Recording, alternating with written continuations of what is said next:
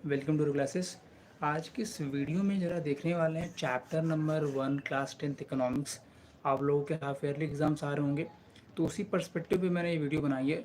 एक one shot video होगी 20 से 25 मिनट की, जिसे हम पूरा चैप्टर क्लियरिफाई करने वाले हैं। ठीक है, चलिए स्टार्ट करते हैं बेसिकली वीडियो को। So I will suggest you to sit with the NCERT book of class 10th basically.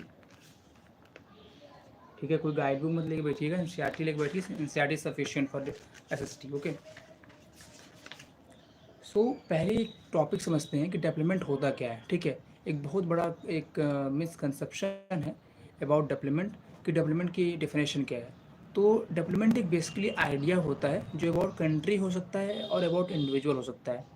In the sense मैं बात कर रहा हूँ कि मान लीजिए जैसे आपका ये गोल है कि आप इस दुनिया के सबसे पढ़े लिखे इंसान बन जाए, बहुत पैसे वाले इंसान बन जाए। तो ये आपका गोल है, आपका ये डेवलपमेंटल गोल है। मतलब ये आपका आइडिया है ना एक, जिसे बोलेंगे डेवलपमेंट। तो डेवलपमेंट एक आइडिया होता है जो एक पर्सन का हो सकता है, कंट्री का हो सकता है। फॉर एग्जांपल कंट्री के टर्म्स में बात करें कि कंट्री का जो है जीडीपी बढ़ जाए, कंट्री में जो गरीबी है वो कम हो जाए, तो ये कंट्री का गोल होगा। ठीक है।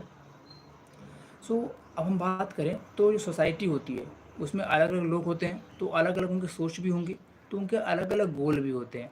तो एक टॉपिक भी दिया है आपको एनसीईआरटी में, सेकंड टॉपिक है आपका different people have different developmental गोल।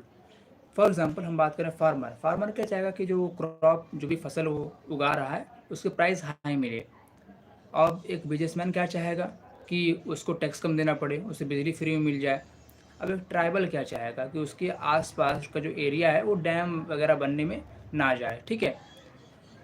सो लेकिन एक पॉइंट और है कि फार्मर ये भी चाहेगा कि उसको ज़्यादा से ज़्यादा इरिगेशन फैसिलिटी मिले, जिससे वो क्रॉप्स को और ग्रो कर सके। अब इरिगेशन फैसिलिटी के लिए या पानी के लिए इंपॉर्टेंट क्या है, आप डैम्स बना सकते हैं। तो अगर आप डैम बनाएंगे तो इससे फार्मर को तो फ़ायदा होने वाला है, लेकिन ट्राइबल्स को नुकसान हो जाएगा, उनको लार्ज स्केल पर डिस्प्लेसमेंट करना पड़ेगा।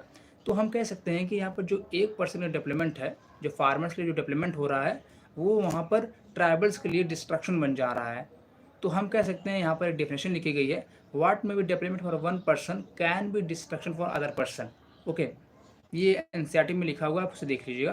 तो ये एक समराइज फॉर्म था, जो फर्स्ट टॉपिक था कि डेवलपमेंट क्या है और डिफरेंट पीपल हैव डिफरेंट गोल का टॉपिक था। ठीक है। अब जो नेक्स्ट टॉपिक है वो बेसिकली दिया गया है इनकम एंड अदर गोल।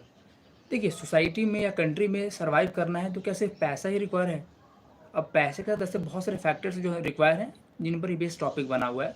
तो क्या फैक्टर्स हैं? पहला फैक्टर है non discrimination should be with your self. मतलब आपके साथ कोई भी प्रकार का भेदभाव नहीं होना चाहिए। आपकी सिक्योरिटी बहुत ही अच्छी होनी चाहिए। सिक्योरिटी इन द सेंस, अगर आप जहाँ भी रह रहे हैं आप एकदम इनसिक्योर फील ना करें। बिल्कुल आप ऐसा फील करें कि हाँ, मुझे बहुत अच्छा लग रहा है, कोई दिक्कत मुझे नहीं हो रही। ठीक है। आपको एक अच्छा लिविंग मिले, फ्रीडम मिले। ठीक है। अब मान लीजिए कोई कंपनी आपको हायर करने आई, आपको कंपनी बोला, कंपनी 2 लाख रुपए मैं पर मंथ की सैलरी दूंगा, लेकिन आपको पूरे 24 घंटे काम करने हैं, मेरे घर पे ही खाना बनाना है, मेरे घर पे ही खाना है, हम आपको घर नहीं आने देंगे। तो क्या वो लाइफ एक सही लाइफ है? या आपको ना फ्रीडम मिल रही है, ना सिक्योरिटी मिल रही है? क्या करेंगे उस पैसे का? कोई मतलब नहीं रहेगा उस पैसे का। लेकिन एक ऐसी लाइफ आपको कोई और कंपनी बोल रही है, आप 50,000 महीने सैलरी देंगे, आपको एक हफ्ते में 5 दिन काम करना है, मतलब, और ये जॉब वाली है, मतलब 9 से 5 वाली जॉब है। ठीक है। तो आप बोलेंगे हाँ, ये तो अच्छी है, मैं ये कर सकता हूँ, उसके उससे तो बहुत अच्छी है। तो बेसिकली इनकम बस एक फैक्टर नहीं होना चाहिए, इनकम के अलावा बहुत सारे फैक्टर्स हैं, सिक्योरिटी है, फ्रीडम है, इक्वलिटी है, नॉन डिस्क्रिमिनेशन है। तो इसीलिए हम बोलते हैं कि जो हमारी सोसाइटी है वो मिक्स सोसाइटी है। यहाँ पर जो गोल है वो मिक्स गोल है।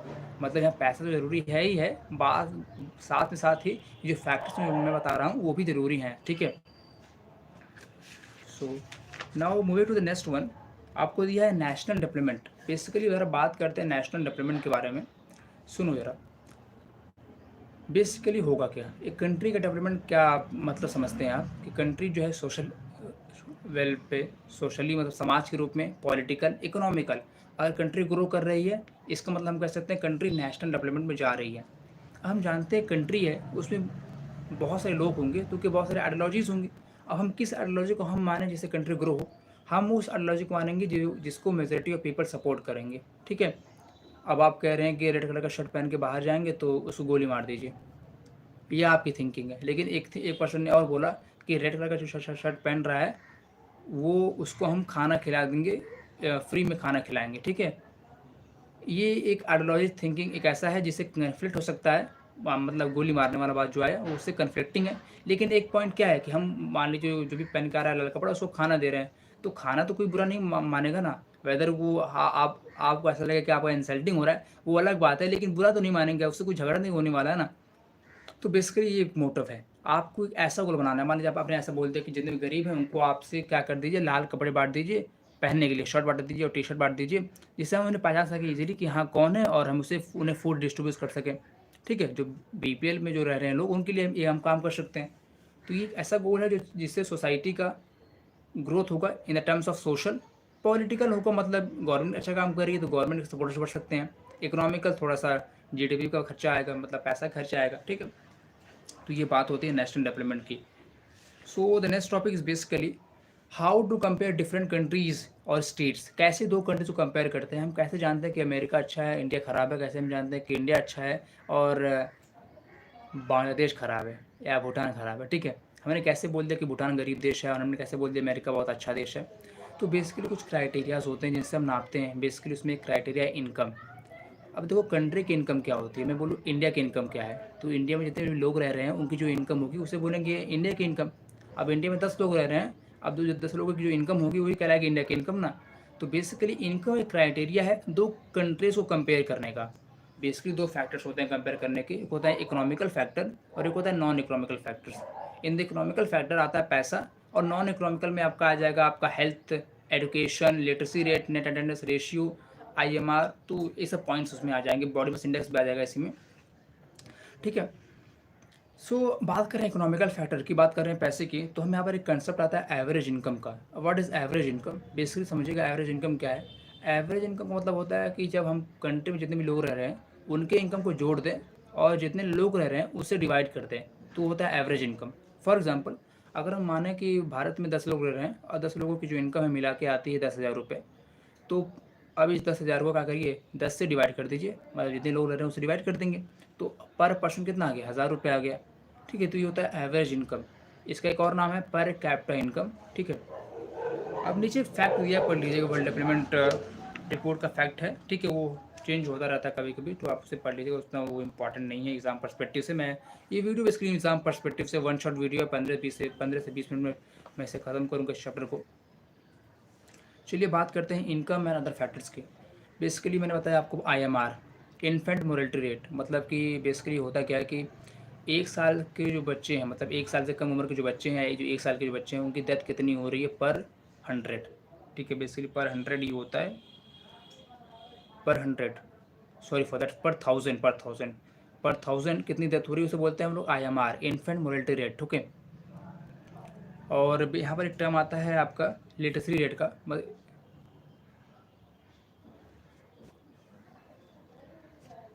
एक टर्म आता है लिटरेसी रेट का। उसका मतलब बेसिकली होता है कि जो भी बच्चे जिनकी उम्र 7 साल के ऊपर है वो कितने लोग स्कूल जा रहे हैं, वो लिटरेसी रेट होता है। लिटरेसी रेट का मतलब क्या होता है, लिटरेसी मतलब लेटर्स का जिनको ज्ञान होता है उन्हें बोलते हैं लोग लिटरेसी रेट, लिटरेट हैं वो, ठीक है? इंडिया में ही लिटरेट का मीनिंग होता है, जो लोग को जिनको नाम लिखना आता है वो लिटरेट हैं, ठीक है? बात करें नेट अटेंडेंस रेशियो की, तो उसका मतलब ये बेसिकली ये होता है कि जिनकी उम्र 14 से के ऊपर है वो लोग कितना स्कूल जा रहे हैं, वो लोग कितना कॉलेज अटेंड कर रहे हैं, जो भी कर रहे हैं उनका रेशियो क्या है। और ये बेसिकली जो रेशियो है वो एज ग्रुप में आता है, ठीक है? आपका एज ग्रुप में आता है कि 7 साल के ऊपर का मतलब 8 साल के कितने बच्चे जा रहे हैं, 9 साल के, 10 साल के, 11 साल के, ठीक है? अब बात करें पब्लिक फैसिलिटीज़ की बाबू, तो बात करें पब्लिक फैसिलिटीज़ का मतलब क्या होता है। पब्लिक फैसिलिटीज़ मतलब ऐसे जो फैसिलिटी जो हम पब्लिकली एंजॉय करते हैं, इन द सेंस हम ग्रुप में एंजॉय करते हैं। अब मान लीजिए सोसाइटी में रहते हैं, अब हर एक बंदा ये बोले कि हम लोग अब अपना अपना सिक्योरिटी गार्ड रखेंगे, तो क्या ये अच्छा होगा सोसाइटी के लिए? नहीं होगा, इससे इनकम ही बस बढ़ने वाली है। लेकिन अगर यही काम हम करें कि पूरे जो सोसाइटी के लिए एक ही गार्ड रख दें कि हाँ पूरा आप देखिए सोसाइटी को अच्छे से समझिए, ठीक है? तो हम इससे पैसा बचेगा और जो है कलेक्टिव फॉर्म आएगा, यूनिटी बढ़ेगी और पैसा भी कम लगेगा, तो ये होता है पब्लिक फैसिलिटी, ठीक है? अब हम बात करें, यहाँ पर एक टॉपिक दिया पीडीएस सिस्टम के बारे में, public distribution system, I think अपने 9th पढ़ा होगा फूड सिक्योरिटी में। तो बेसिकली हमको बताया गया है कि केरला जो है वो वहाँ पर लेस आईएमआर है, और देखो आपको जो तमिलनाडु है, आंध्र प्रदेश है, तमिलनाडु आंध्र प्रदेश ये ऐसे स्टेट है जो पीडीएस ज़्यादा फोकस करते हैं, मतलब खाने को फूड डिस्ट्रीब्यूशन ज़्यादा ये करते हैं। ठीक है। बात करें अब यहाँ से बीएमआई के बारे में, तो BMI I think is not in the syllabus, देख लेना, मैं बताता हूँ सिलेबस में है कि नहीं, आई थिंक है सिलेबस में। तो बीएमआई मतलब होता है बॉडी मास इंडेक्स। तो बॉडी मास इंडेक्स का मतलब ये होता है कि वेट ऑफ पर्सन को आप जो हाइट है उसकी इन मीटर, उसके स्क्वायर करके अगर डिवाइड कर देंगे तो आगा बीएमआई। फॉर एग्जांपल मेरी वेट है 60 केजी और मेरी हाइट है 1.7 मीटर। अगर मैं 60 को 1.7 का होल स्क्वायर करके जो कि आएगा 2.89, तो 60/2.89 को मैं जब डिवाइड करूँगा तो आएगा अप्रॉक्स 90.5 के आसपास या 6 के आसपास आएगा। तो ये मेरा बीएमआई है। जिसका भी बीएमआई 18 के ऊपर होता है और 25 के नीचे होता है वो फिट होता है। जिसका बीएमआई 18 से कम है वो अंडर नरिश है, मतलब उनका बॉडी अच्छे से वेल नरिश्ड नहीं है, वेल न्यूट्रेंट नहीं है। और जिनका 25 से ऊपर होता है वो केस होता है ओबेसिटी का, ठीक है। और अच्छे से पढ़ोगे जब 11th में आओगे पीरियड जब लोगे फिजिकल एजुकेशन, तो उसमें और अच्छे समझाया गया है इसके बारे में, ठीक है। I will suggest you to take humanities, बहुत अच्छी स्ट्रीम है, ठीक है। चलिए बात करते हैं आगे, ह्यूमन डेवलपमेंट रिपोर्ट, ठीक है। ह्यूमन डेवलपमेंट रिपोर्ट बेसिकली जो है वो यूएनडीपी जारी करती है, यूनाइटेड नेशन डेवलपमेंट प्रोग्राम जारी करती है। इसमें कुछ फैक्टर्स होते हैं जैसे हेल्थ, लिविंग क्या है, आपकी स्टैंडर्ड ऑफ लिविंग क्या है, और एवरेज इनकम के बेसिस पे कंपेयर होता है लोगों का, ठीक है। ये एक टॉपिक था। I think full chapter complete हो चुका है। कुछ टॉपिक और बच्चे हैं, आई थिंक वो है सस्टेनेबल डेवलपमेंट। वो इसका मतलब ये होता है कि जब ऐसा कोई डेवलपमेंट जहाँ पर एक ऐसा डेवलपमेंट जो ऐसा इस तरीके से हो रहा है कि जिससे कंट्री को पूरा नुकसान नहीं हो रहा है, और आप जो बाकी जो जनरेशन है उनके लिए आप रिसोर्स को इकट्ठा भी कर रहे हैं। आई थिंक आपने पढ़ा हो ज्योग्राफी में, इसलिए मैंने इसको आपको एक्सप्लेन नहीं किया क्योंकि बहुत छोटा टॉपिक है, ठीक है। और इकोनॉमिकल सेंस में इसका मीनिंग अलग होता है, बट डेफिनेशन सेम है, डेफिनेशन सेम है। अगली वीडियो हम डिस्कस करेंगे सेक्टर्स ऑफ इंडियन इकोनॉमी को। तब तक बने रहिए, ठीक है। Thank you for this video.